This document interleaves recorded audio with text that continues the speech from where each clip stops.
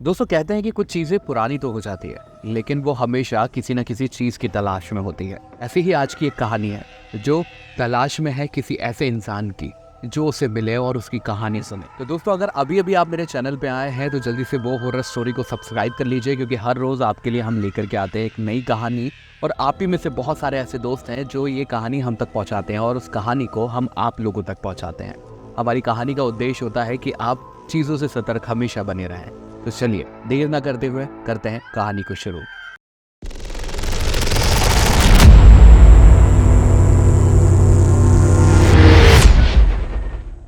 नमस्कार दोस्तों, मेरा नाम है सचिन ठाकुर और आज फिर आपके लिए एक नई कहानी लेकर के हम आ गए हैं। ये है ऋतिक नाम के एक लड़के की कहानी। ऋतिक को कुछ एंटिक चीज़ों का बड़ा शौक था। ऐसे ही ऋतिक एक बार अपने ही शहर के अंदर घूम रहा था और उसे एक शॉप के अंदर बहुत सुंदर, बहुत प्यारी, अट्रैक्टिव कुर्सी नजर आती है। ऋतिक उससे तुरंत खरीद लेता है और अपने घर लेकर के आ जाता है। वो कुर्सी वाकई में देखने में बहुत अट्रैक्टिव थी, लेकिन उस कुर्सी के पीछे एक बहुत दर्दनाक कहानी थी जिससे ऋतिक पूरी तरीके से अनजान था। दोस्तों ऋतिक जिस दिन अपने घर पे उस कुर्सी को लेकर के आता है, उसी रात को ऋतिक को एक सपना आता है एक आर्या नाम की लड़की का, जो कि उस कुर्सी के ऊपर बैठी हुई है और ऋतिक से बोल रही है कि तुम मुझे यहाँ क्यों लेकर के आए हो, मुझे वही शॉप पे छोड़ देते, लेकिन तुम जब मुझे यहाँ लेकर के ये आ गए हो तो तुम मेरी कहानी पूरी सुनना। और वो ऋतिक को अपनी कुछ कहानी बताने लगती है। तभी ऋतिक की नींद खुल जाती है। ऋतिक को कुछ समझ में नहीं आता कि ये क्या हुआ, सपना था, रियल था, क्या था। अगर ये सपना आया तो आज से पहले ऐसा कभी नहीं हुआ था। लेकिन कई बार होता है कि हम किसी चीज़ के बारे में इतना ज़्यादा सोच लेते हैं कि उससे रिलेटेड कुछ कुछ सपने हमें आने लगते हैं। अगर हमारा एग्ज़ाम होता है तो रात को हमें ऐसे सपने आते हैं कि मेरा एग्ज़ाम छूट गया है या पेन ले जाना भूल गया है, एग्ज़ाम वाले दिन मैं किसी और एग्ज़ाम की प्रिपरेशन करके आ गया। तो ये सारी चीज़ें होती है, ऐसे ऋतिक को समझ में नहीं आता। ऋतिक का पहला दिन रहता है। ऋतिक नॉर्मली सुबह उठता है, फ्रेश होता है, चाय वाय पीता है और उसी कुर्सी के ऊपर बैठ करके पढ़ने लगता है। फिर ऋतिक अपने काम की तरफ निकल जाता है। वापस शाम को लौट करके जब वो आता है और आकर के वापस अपने बिस्तर के ऊपर लेटता है, ऋतिक की आंख लगती ही है। ऋतिक को तुरंत वापस वो ही सपना वहीं से कंटिन्यू होता हुआ नजर आता है जहां आर्या नाम की उस लड़की ने अपनी कहानी की शुरुआत करी थी। यहाँ आर्या देखने में बहुत ही खूबसूरत लड़की है जो कि एक सफ़ेद कलर की फ्रॉक पहनी हुई है और ऋतिक से वो ऋतिक का नाम लेकर के बात कर रही है। ऋतिक से बोलती है, मैंने अपने प्रेमी का इंतज़ार इस कुर्सी पे बैठे बैठे कई सालों तक किया है, लेकिन वो लौट करके कभी नहीं आया। अब ऋतिक की आंख खुलती है और ऋतिक उस कुर्सी के पास जाता है। वहाँ जाकर के देखता है तो उसे आर्या, वो जो लड़की सपने में दिख रही थी, वो वहाँ बैठी हुई नजर आती है। ऋतिक यहाँ उसे देख करके पूरी तरीके से डर जाता है। तभी वो बोलती है, डरो मत, मेरे पास आओ। ऋतिक उसके पास बैठता है और उसकी कहानी सुनता है। धीरे धीरे ऋतिक और वो दोनों रोज रात को बात करते हैं। ऐसे ही कुछ दिन बीतते चले जाते हैं। एक दिन ऋतिक के दोस्त जब उसके घर पे आते हैं तो वो देखते हैं शाम का वक्त था और ऋतिक उस कुर्सी के पास बैठ करके पता नहीं क्या बड़बड़ा रहा है। वो लड़की किसी और को नजर नहीं आ रही थी, ऋतिक को नजर आ रही थी। तभी वो दूसरे दिन ऋतिक का मजाक उड़ाते हुए बोलते हैं, क्यों भाई, भूत भूत से बात करने लग गया है क्या? हम कल तेरे घर के पास से गुजर रहे थे, तुझे देखा खिड़की के वहां से तो तू कुर्सी से बात कर रहा था।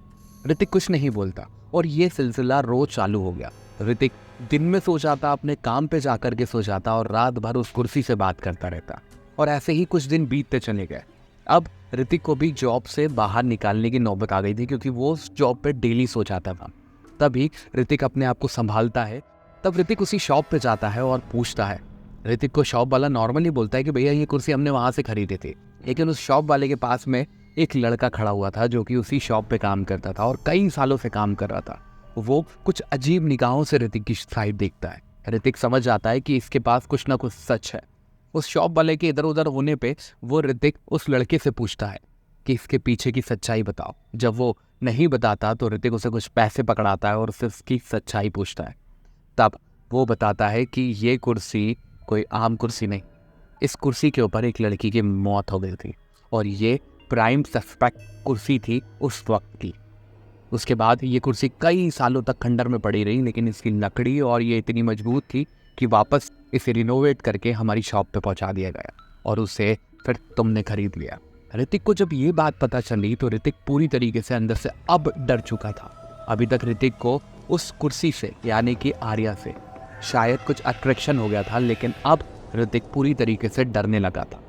ऋतिक ने उसी शाम को जाकर के आर्या से बोला कि अब मुझे तुमसे बात नहीं करनी, तुमसे छुटकारा चाहिए। तब आर्या अजीब स्माइल में हंसते हुए बोलती है, मैंने इस कुर्सी पे अपने प्रेमी का कई सालों तक इंतज़ार किया है, अब तुम्हारी बारी। तुम भी आज के बाद मेरे साथ इस कुर्सी के ऊपर बैठोगे। क्योंकि ऋतिक जब पहली बार इस कुर्सी के ऊपर बैठा था, उसे बहुत रिलैक्स फील हुआ था।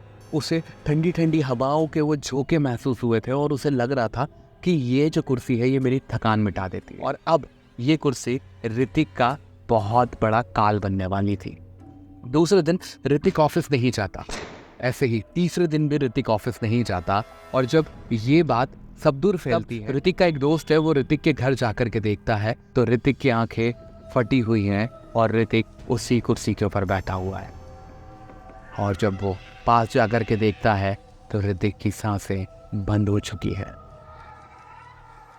और इसी के साथ ऋतिक की कहानी पूरी तरीके से खत्म हो जाती है। तो दोस्तों, आप मुझे कमेंट में ज़रूर बताइए कि ऋतिक के साथ जो हुआ वो गलत हुआ, या ऋतिक की जब शुरुआत में ही बात होना चालू हुई थी वो सही थी, या ऋतिक को उसी टाइम पे संभल जाना था, इस कुर्सी से दूर हो जाना था। उसने बहुत देर कर दी थी, ऐसा ही आर्या ने बोला था कि तुमने अब बहुत देर कर दी है। आपको क्या लगता है? कमेंट में जल्दी से बताएं। अगर कहानी अच्छी लगी है तो लाइक कर दीजिएगा, और अच्छी नहीं लगी है तो डिसलाइक कर दीजिएगा। और ऐसी ही कहानी के लिए चैनल को सब्सक्राइब करना बिल्कुल ना भूलिएगा। वो हॉरर स्टोरी जो हर रोज़ लेकर के आती है आपके लिए एक नई कहानी। जय श्री राम।